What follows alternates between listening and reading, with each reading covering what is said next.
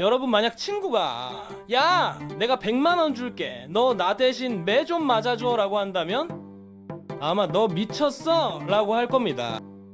그런데 조선시대에는 이게 정상적인 비즈니스 모델이었습니다.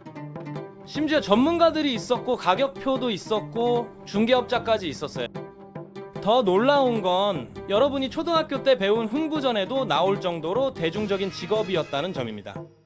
자, 오늘은 조선시대 가장 황당하면서도 현실적이었던 직업 매품팔이의 세계로 들어가 보겠습니다.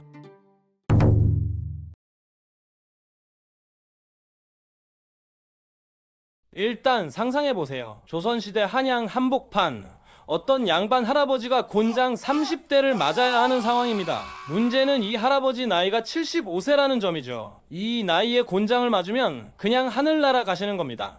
그럼 자식들은 어떻게 할까요? 당연히 대책을 세우죠.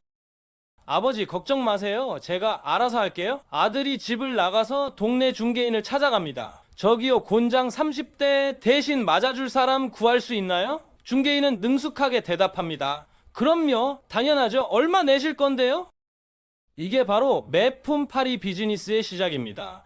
지금으로 치면 대리운전 부르는 것과 비슷했어요. 다만 운전 대신 맞는 거죠. 참 기발하지 않습니까? 매품팔이라는 단어를 한번 뜯어볼까요? 매를 맞는 것을 상품으로 판다는 뜻입니다.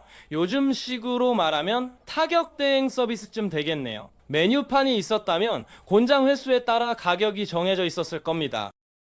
당시 조선에는 곤장이라는 형벌이 있었습니다. 두꺼운 나무 몽둥이로 엉덩이를 때리는 건데요. 생각보다 훨씬 위험했어요. 젊은 남자도 50대 맞으면 병원 신세 확정이었습니다.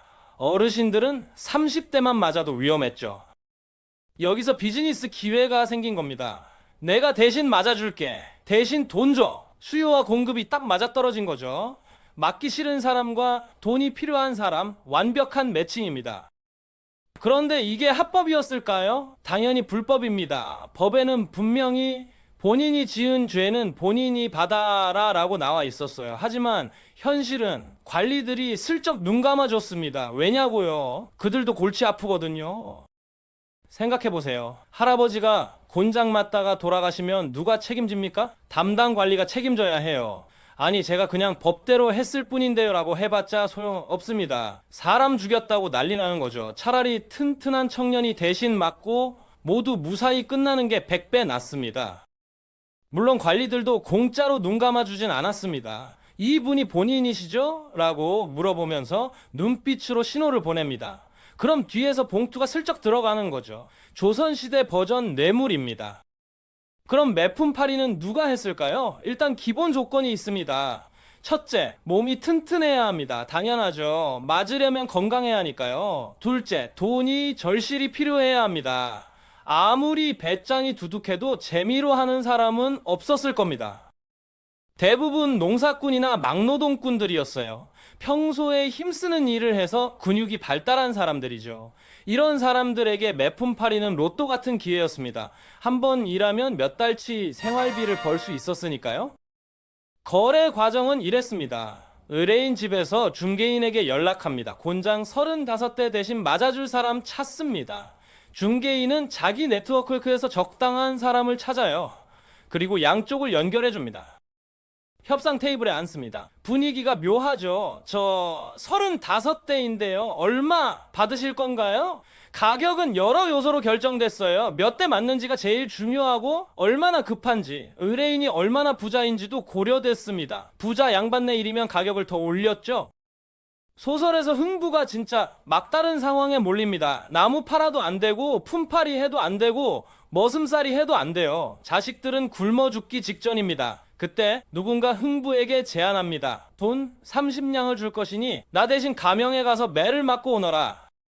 30냥이요. 당시 일반 노동자 하루 벌이가 20푼 정도였는데 한 냥이 100푼이니까 30냥이면 3000푼입니다. 이걸 계산하면 150일치 임금 거의 반년 생활비였던 것이죠. 흥부는 진지하게 고민합니다. 30냥을 받아 10냥어치 양식 사고, 단냥어치 반찬 사고, 단냥어치 나무 사고, 10냥이 남거든 매 맞고 와서 몸 줘서 팔이라. 다행히 그 직전에 제비가 박씨를 물고 와서 대박 나지만요. 만약 제비가 안 왔으면 흥부는 정말 매품팔이가 됐을 겁니다.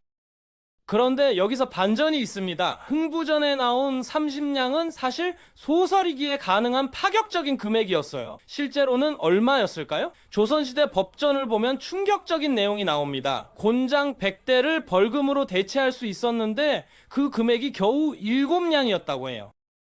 100대에 7냥이면 30대는 얼마일까요? 간단히 계산하면 대략 2냥 정도입니다. 흥부전에서는 30냥을 받는다고 했지만 실제로는 그것의 10분의 1 수준이었던 것이죠.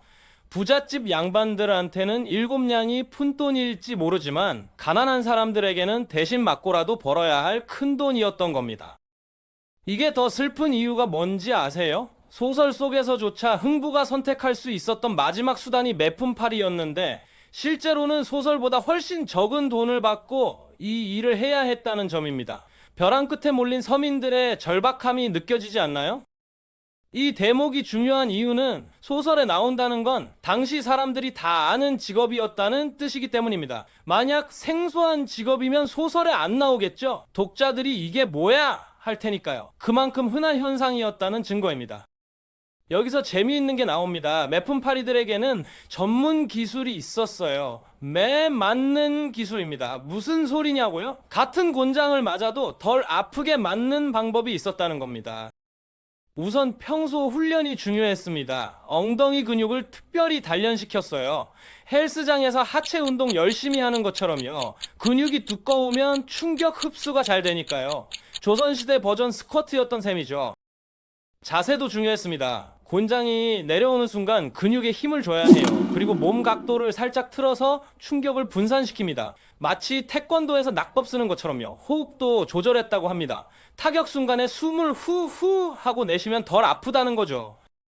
심지어 장비도 있었습니다. 얇은 천을 여러 겹 겹쳐서 속옷처럼 입었어요. 겉으로는 안 보이게요. 일종의 비밀 쿠션이었던 겁니다. 물론 들키면 큰일 나니까 엄청 조심했겠죠.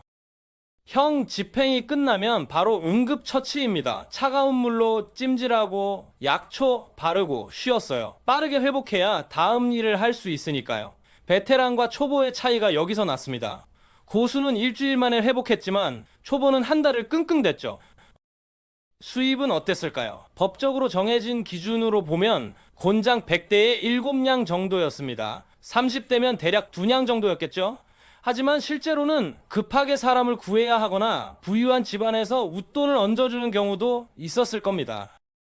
특히 VIP 고객, 그러니까 엄청 부자 양반네 일을 맡으면 더 많이 받았을 수도 있어요. 급박한 상황이면 가격이 올랐겠죠.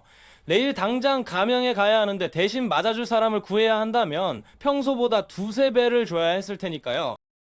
하지만 문제가 있었습니다. 일이 매일 있는 게 아니었어요. 한 달에 한두 번, 그것도 운이 좋을 때고요. 몇 달 동안 연락이 안 오는 경우도 있었습니다. 게다가 한 번 일하면 최소 열흘은 쉬어야 했고요.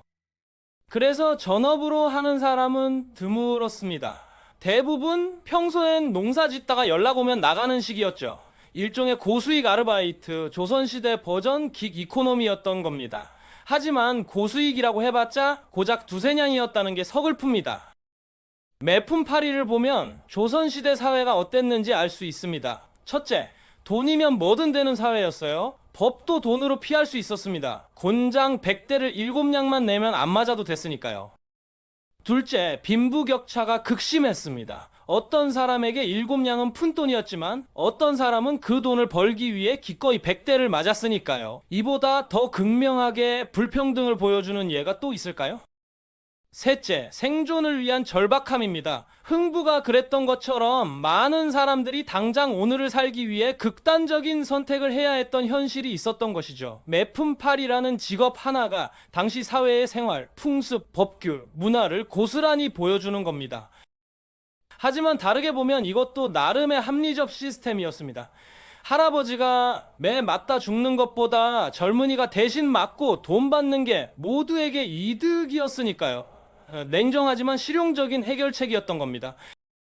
지금 생각하면 황당한 직업입니다. 하지만 그 시대 사람들에게는 생존 전략이었어요. 각자 살아남는 방법을 찾았던 거죠. 매품팔이를 통해 우리는 조선시대의 리얼한 모습을 볼 수 있습니다. 교과서엔 안 나오는 진짜 이야기죠. 오늘 재미있으셨나요? 다음에는 더 재미난 소식으로 돌아올게요.